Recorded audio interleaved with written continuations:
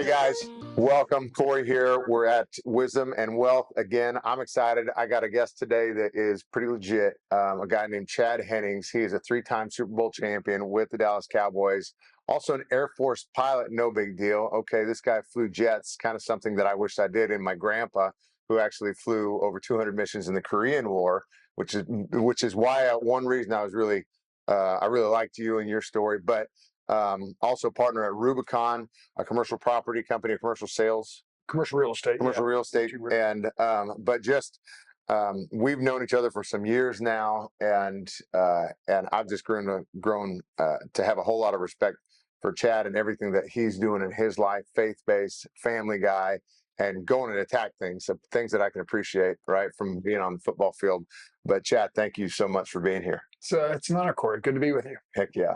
Well, shoot, yeah. I'd like to launch into it. Give me a little bit, or give everybody just a little bit of history about like the snapshot of, because Air Force is so cool. It's almost cooler to me than the Cowboys, just because obviously I was with the Cowboys. Yeah. But Air Force, Cowboys, and then Rubicon, if you wouldn't mind. I guess the genealogy. I got a small town, farm boy from Iowa. Grew up, went to the Air Force Academy, received a nomination. Reason I went there, I wanted a challenge that was beyond the norm of a collegiate experience. I wanted the opportunity to, see if I had the right stuff. I wanted to play Division I college football, but I also wanted a challenge academically, militarily, and it was always nice too to have that job lined up afterwards because you have a military commitment. I ended up having, some success at the Air Force Academy, winning different accolades, postseason accolades, All-American, all that stuff. And I took the Cowboys notice, so they drafted me prior to me graduating from the Air Force Academy. But when you go to a service academy, you have that military obligation, minimum of 5 years. I chose to up it to 8 years because I wanted to fly jets. So technically playing in the NFL was never going to be an option. As we can get into that aspect of wisdom too, I raised my hand. I gave my word. I didn't try, I had some teams that would offer me money to try to lawyer up to get out of that commitment. And I said, no, if I'm going to be the man who, God created me to be and who I choose to be, I need to follow through with that commitment. Good. So I went and I flew jets. I flew the A-10 Warthog, the Thunderbolt II, God's gift of close air support, tank buster. I flew 45 missions in northern Iraq, and then after in Operation Provide Comfort, and at this point in time in 1992, the wall came down. Soviet Union is no longer the Soviet Union anymore. We just won the Gulf War, defeated the fourth largest army in the world. Our armed forces then can do what they call a reduction in force and downsize. So they, not just for me, but across the board, waived my pilot training commitment. They waived 2 years off of my service academy commitment. So now I could go play for the Cowboys. Wow. Cory, my claim to fame is I flew my last mission in northern Iraq in '92, and I played in the Super Bowl the same year. That's how fast life changed for me. Then I spent 9 years playing for the Dallas Cowboys. We won 3 Super Bowls during that time. And I knew that what my next step was, we can get into this a little bit later, but I realized through this process that what you do does not define who you are. So, I was a fighter pilot, football player. Now what do I want to do? I have no idea, right? So it was that soul searching that got in and met a great group of guys. We formed Rubicon Representation. So what that does from a commercial real estate perspective is we do tenant representation, we do the capital markets, investment sales, and then we build buildings in 3 areas: office, industrial, and medical. And that's been a great ride for the last few years, man. It's been awesome. And God bless Texas that we're here where, they pass laws for the benefit of business. Heck yeah. We actually, speaking of that, we just had Chevron, I think, is moving from California over here. That's right. Tesla announced that. We had some big moves coming. We've got a lot of businesses that we've gotten from Illinois, from the Chicago area with, Caterpillar moving their headquarters down here, California and the Northeast corridor. It makes a difference when, people can keep their wealth that they earn. They don't have to pay it towards taxation, government services, other benefits that they don't see the benefit of. come to a place where there are those freedoms. And that's why you're seeing states like Texas and Florida and the Sun Belt that are more conservative in nature doing the way they're doing. There was I saw a post on social media not too long ago. It was, and I've had these types of thoughts before. This is why I'm so thankful for where I'm at right now and the people that I have in my life. But like, I've had these thoughts of almost like this, not as pessimistic type of thought processes, right? But this post was a picture of a private jet, and somebody had made the comment to the owner of the jet was, "I only imagine how many mouths that could feed." Right, and he started listing off. Well, right now it fed a lot of mouths at the production company that brought all the materials to fruition, and the company that actually assembled the plane itself, and then all the people that are servicing the plane currently and continually to serve the plane and bring the fuel and other maintenance parts that have to come into that. It feeds a lot of mouths just in that self. And I was like, man, that's like the best perspective in the world, because you're bringing opportunity to people, right? That's it. And not to get off on a political tangent, but that's the whole, socialist Marxist mentality that it's a zero-sum game. For you to do well means that I have to do poorly. And that's not it. Right. A rising tide lifts all boats, all ships. Right. So, a lot of times when businesses do well, when the companies do well, individuals that own that business do well, their employees do well, everybody else does well, they have jobs, employment, and that's the mentality we have to get back to, is encouraging people to have that success and not to have that sense of entitlement where, I deserve this just because. Yeah. And then we can break that down into all the different groups that divide us. But no, we're unified. We're one nation, and let's encourage people to go out there, be entrepreneurial, start their own businesses, and get after it. Right. Take risks. Take risks. That's it. There's one clear thing that I love sharing with people. I try to encourage all my family to move to Texas. I'm like, get down here right now. But what I love about it is like I meet guys like you, right? And okay, we have a sports background that's cool, that's similar, and that's cool and all that. But guys like you or other guys around here that what I've seen is if they see you work and they like you, and they see your attitude that you have, and as long as it's good, they will open up their books to open up their world to you, because they want you to do the same thing. They want you to go be just as successful as they are. And I'll tell you, like, a lesson that I got from it was, the more liberal in my forthrightness about everything that I could potentially give, the more came back. And I still find that even more and more. I'm like, share more, and be more open about everything that's going on. And the more real you become to somebody, is the more trustworthy a lot of times you become. And so they want to almost want to reward that truth or that forthrightness, so that we can continue to build together. And it's just cool. You hit a lot of nuggets there, and I think the fourth one that was more forthright is, it's a biblical principle. Give. Yeah. For God so loved that he gave. And with that, and I find that too, it's I can sit there and I'll read people, and first question I'll ask, okay, what's this guy's motive? Why does he want to see me? What's his why? And it's, you could tell pretty quick if he's trying to sell something, that if he wants something, because that's what most people that don't have that attitude, they want something. So, man, immediately my guard goes up. But when the guy offers something and he says, how can I help you? And he's transparent, and it's a legitimate thought. He's sincere in his feelings. I'm like, man, you have that emotional connection, and you want to do business. You want to be around that person, because that's life-giving. Yeah. And it's a biblical principle, man. That's awesome. It's so cool. Yeah. Right. Well, and what it's interesting about that, even if you want to look at it from a worldly perspective, is there was another lesson that I got, as I'm like, well, if you want attractive people in and around your life, or in your business, or as clients, or as whatever, you have to become attractive first, because attractive people are only attracted to attractive people.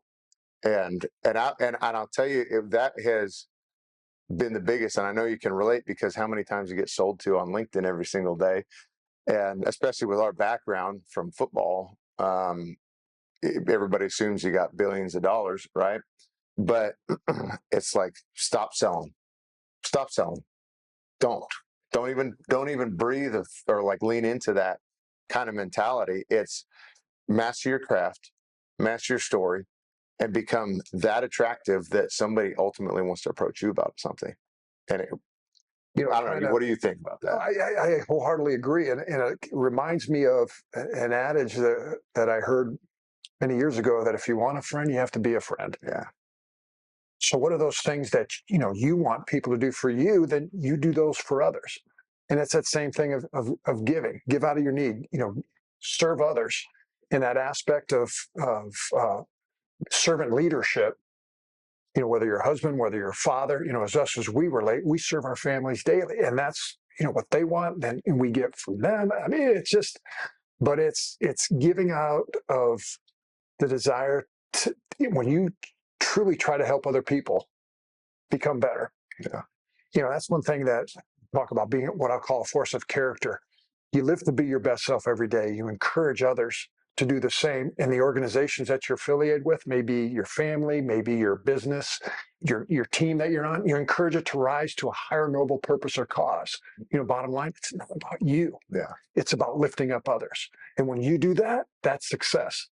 And Cory, I can relate in every, whether that was a fighter pilot, whether that, in a fighter squadron, or whether that was, playing for Super Bowl championship Dallas Cowboys.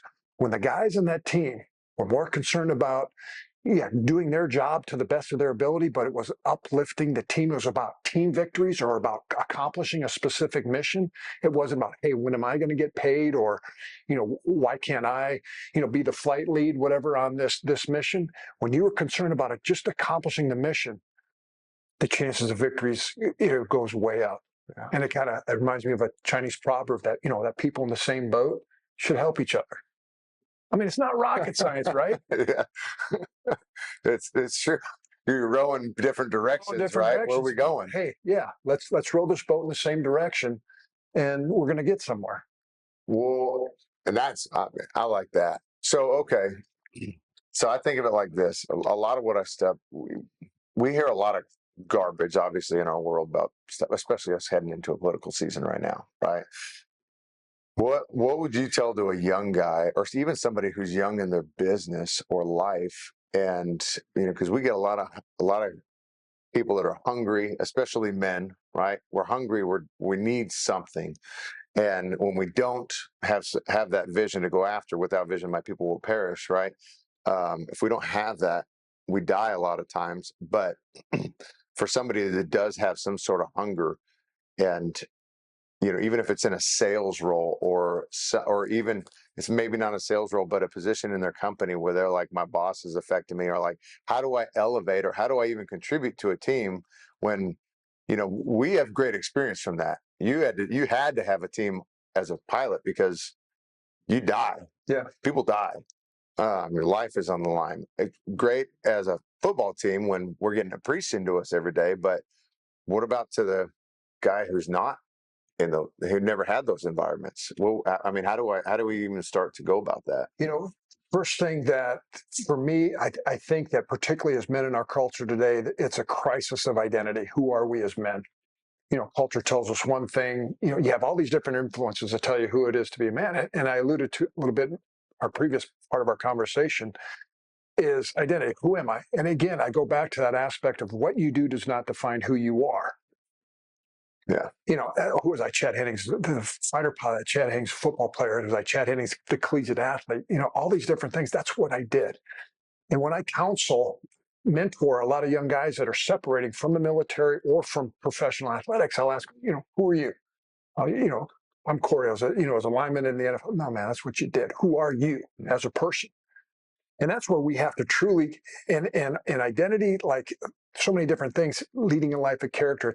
It's a choice. Yeah. Who do you choose to be? And that's where I go back to those aspects of virtue and traits of integrity and character. Am I a leader? What does that look like? Do I willing to listen to others? Am I humble? Am I courageous? Am I truthful? Am I honest? All these different traits. That's what you concentrate on. You be your best self, every day. And then you go into that environment, whether you're a salesman starting off, you're an analyst in a company, you work on you being the best you that you can be within whatever your role is in that organization. You will rise to the top. I mean, you will continue to put forward, and it's not just this issue as running a company that you can probably see too. Is this current generation of young people that we have, the Gen Zs or the millennials, they're very self-centered in the fact that it's all about them. That it's they don't necessarily have the resilience of withstanding adversity and fighting through things. That, hey, the grass is always green, I'm going to hop over here. Yeah. You know, media, I look at Joe's having on Instagram, he's having a great experience. I'm going to go over there where it's, you know, it's typically a facade that Joe puts up in his life, right? Right. So, you know, what I'm getting to is this aspect that it's identity. Figure out who you are. What's your why? Why do you get up in the morning every day? What's going to motivate you to get up and to bust your butt? God put it, you know, we all have a passion. We all want to do it. But the thing is, particularly for this younger generation, studies have shown that these kids are going to be not just staying in one career for their whole work life. They may go up to 10, 12 different career paths, not just following a progression of leadership within a business, but hopping over to a whole different business. So when you're doing that, you got to know who you are as an individual first and foremost. Yeah. So foundationally, who you are from an identity, what's your core values? You know, this is as families can get together, you know, as the Hennings is, who we are as a family. This is who I profess that we are as a family. I talk to my wife, to my kids, and my grandkids now. This is who we are. And now let's go out. You're going to do your best. And whatever you're going to go out and do, you're going to do your best at that. Yeah. That's what's going to separate you from everybody else, that work ethic. So, okay, that's awesome. I love that. Be like, who are you first? Okay. Let's say I'm in a job, I'm in a role. I don't like my boss. And I'm bad. Maybe we disagree on some stuff, or we've all had some level of this, right? But like, I don't know, maybe we don't like each other, but it's just there's something about it. What would you say to a guy or somebody who is in a situation where I'm like, I don't like my work scenario right now, and I know who I am, right? And I know I've been persevering some things, like, but I'm facing a crossroads. What are my choices? What do I do? What do you say to somebody like that who's facing like I don't like how you're treating me as a boss, whatever? Yeah, understand. Well, I can honestly say I've had those squadron commanders that I would have followed into combat anytime, any place. I've also had those guys that are lucky to get shot in the back when their heads are turned.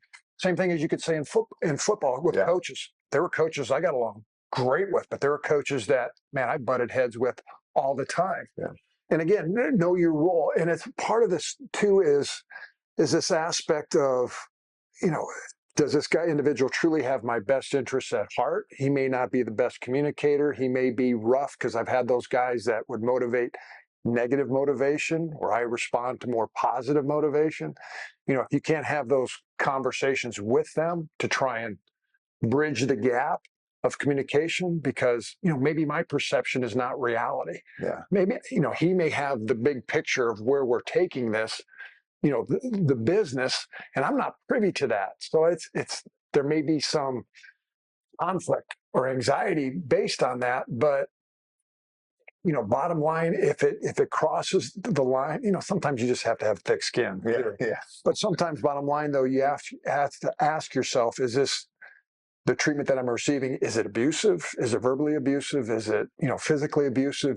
Does it cross the line ethically, morally, etc.? Mm-hmm. Then look at your options. Yeah. But don't just run just because things get tough. There's adversity there. Sometimes we're meant to fight through that, because there's a lot of wisdom to learn struggling through adversity. And most certainly, we get that in our families. We all don't see eye to eye. You know, you're not going to ditch your family. Let's work through it. How can we do that? Yeah. You know, and this is the thing I talk about wingmen. When going through life, you have those individuals that, you know, your mentors. Have those individuals around in your life that you can go up to, and individuals that have more wisdom, which is, I call it, knowledge applied in life. Yeah. It's just not book smarts, but they have the scars to prove that, they've been through some of these battles. Yeah. Talk to them, get more input before you make an ultimate decision and whether to jump ship or, to stay with it. Yeah. Man, I threw a lot of. No, that's good. There. Well, I love that because it's like, if I don't know what to do, let me go talk to somebody in an abundance of counselors. There's safety, right. And so I'm like, go get the people that are smarter than you, or maybe have more experience or that wisdom, and get it applied. I had I've shared this story lots of times, but I got into a fight with my O-line coach in Miami the day before I got hurt, ruptured my patella tendon, ended my career, and it was during a walkthrough. And I still don't agree with the philosophy that was going on, but I was fighting against it, and I had a clear. You rehash those things in your head sometimes, right? But I had a clear revelation at one point. But you did nothing to help, and it sat me back because I was so stuck in this. It should be this way, which is a lot how when football, and I know a lot of businesses are like this too, where they want to hire out of college because they want to teach them their ways and not have this veteran that comes in and says this is the wrong way, right? Can you be pliable in those situations? And I wasn't. I was rigid and trying to do it my way, which led to way more conflict than there needed to be. And I brought that in, but as an example, and what I think about that is kind of like outdoing each other in honor. And what was really cool, we had an example this last week. We had an intern this summer, Rocky O'Shea. This guy's a sophomore at Baylor, legit. Turns out we go to church together with his family, moved from Illinois. And we've, if you had some business, people that haven't worked out very well and or ended very poorly or left with attitude. And this guy came in 2 months.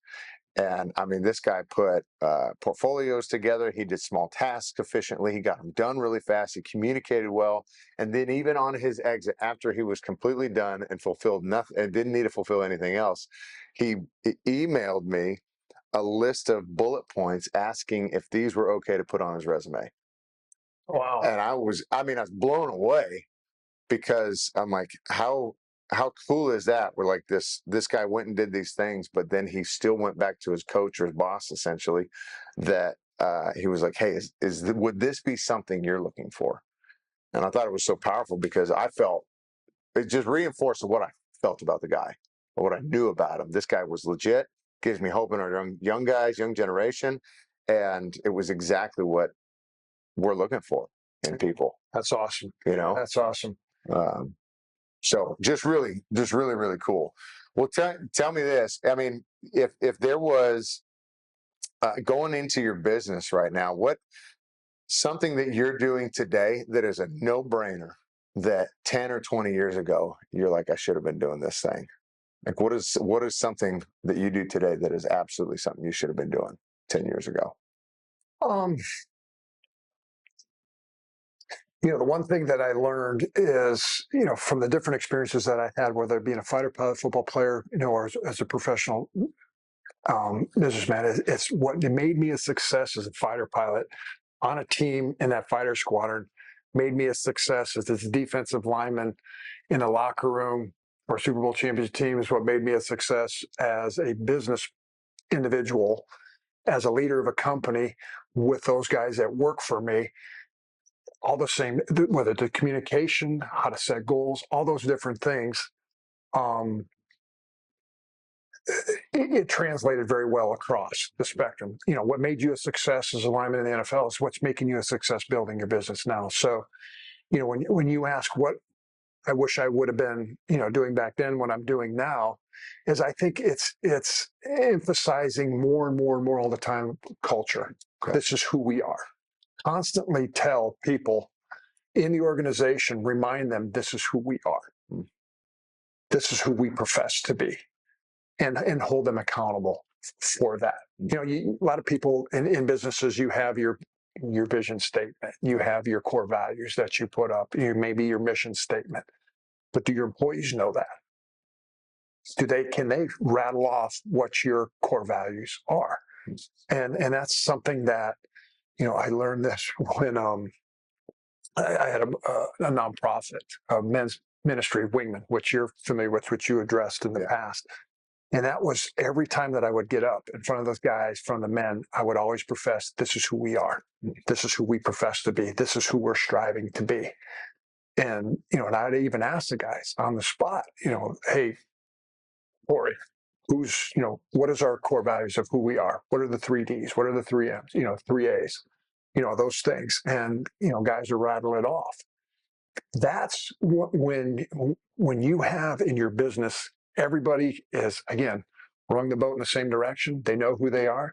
That's powerful. Yeah. And that's connectivity. And that's going to, when somebody believes in you as a leader and they connect with you, you're not just the guy who cuts my paycheck, but he knows about me, he knows about my family, etc., which we profess as core values. Yeah. The likelihood for them jumping ship, it's going to have to take something pretty extraordinary for them to go do a different job. They're part of the team. They're family. Yeah. I mean, it goes beyond just, well, I work for so-and-so. No, this is who we are, man. And we're part of this team. This is, we're the Dallas Cowboys, or we're the United States Air Force. There's that esprit de corps, that fraternity, that bond within that. There's a level of energy transfer that goes in on that, right? I think when you get, so somebody else said was, how do you know you're a leader? Well, when people are following you. Yeah. And which is a really sobering thought, especially if you're ambitious and you want to do some big things. And so basically, like, that level of influence, that John Maxwell-esque type of influence that he talks about, is, what do you do? Like, who's following you, essentially? And if nobody's following you, you got to judge yourself. And, like, how do I do that, right? And so I love that, because I think, because we relate so well, as obviously our faith background, but there was essentially a vision or a fire that was planted in you for something that was way above yourself. And that, like, it's come above you or above yourself, that so much where you start sacrificing yourself for it, right? Amen. That was, looking back on my career, I realized that I learned early on that it's team. Team is what matters more than anything. I may have a lot of talent, but to the point, I can only accomplish so much in the day. And if we want to raise this whole thing, and for me to take it to a different level, or however you measure success at, you need others to follow with you, to raise, again, a rising tide lifts all boats, all ships. And I realized that I need others around me, because I have blind spots. We all have strengths and weaknesses, and hopefully my strengths, if we're in business together, outweigh your weaknesses, and vice versa. That together we're unstoppable. Yeah. But we're never meant to be a lone wolf in the woods, man. Right. We're the tribe, we're a team, and that's what I realize is to, make sure you have quality partners that believe in each other, and that bond, man, you can accomplish. Sky's the limit. Heck yeah. It's like the go fast alone. Yeah. Or go far with a team, or go more. Yeah. I got planted in my idea. My head one time is like, I got one of my mentors slapped me. I asked a question. She was like, "Why are you so short-minded right now?" And I'm like, I hated how she could cut to my core. She's like the female version of Bill Parcells. And I'm like, yeah. And but she was like, "No, think 20, 30, 40 years. What is this doing for 30 years from now?" And somebody else related it to my kids. Like, what are you doing for my daughter, who's 9 years old right now? What are you doing from when she's 40? What are you doing right now for when she's 40, and when she has to pick a spouse, or when she has to do this business for herself? Or are you crippling that? Or are you planting seeds for her to be prosperous in that season? And I'm like, oh. So basically, like, in this conversation, like, what am I doing right now to make sure Grace, my girl, is healthy, strong, stable in whatever she's doing at 40 years old? Yeah, that's awesome. Yeah. Well, and it's also that same attitude, not just with your family, but those people that work for you. What are you doing for them to give them a pathway to success, to make, encourage them to be a better citizen, a better team member, so better person. Yeah, that's awesome, man. We can go a long time right now, and maybe when we switch these segments to an hour, we'll do another one. That'd be awesome. But Chad, I'm super thankful for you to be on. Guys, if you like this, go follow Chad. He's an author. He's got books out. Go buy the books. But go follow him on socials. This guy's obviously, you see, he's a class act, but go like, subscribe, do all the things, and we'll see you guys later. Thanks, Chad. Bud. Appreciate it.